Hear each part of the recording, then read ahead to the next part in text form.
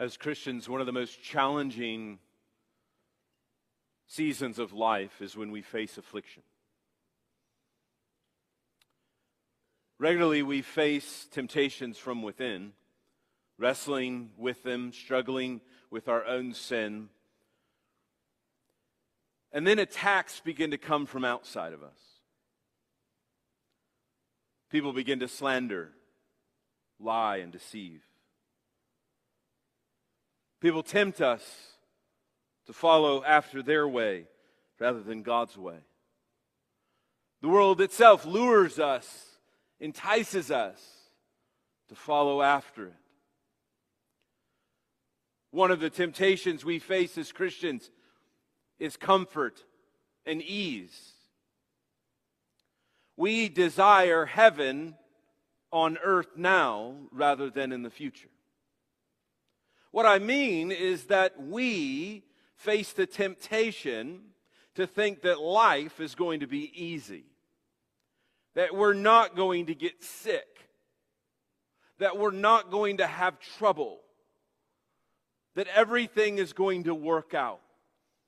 I see this particularly in churches that I have the opportunity to lead and churches that I have the opportunity to counsel.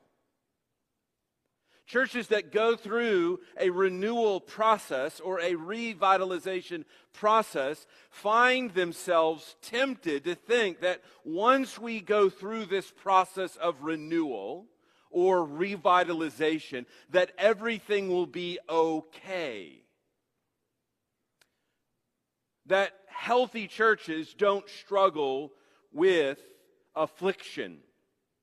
But the reality is that so long as the church continues in this fallen world, we will face affliction, sorrow, trial, and tribulation, regardless of where we find ourselves. And so the church renewal process isn't meant to lead to ease, no more than the sanctification process is meant to lead to your ease. You see, one of the temptations that we face as Westerners is this idea that life is supposed to be easy. In fact, if you look at the way our society is set up, we work so that we can be at ease.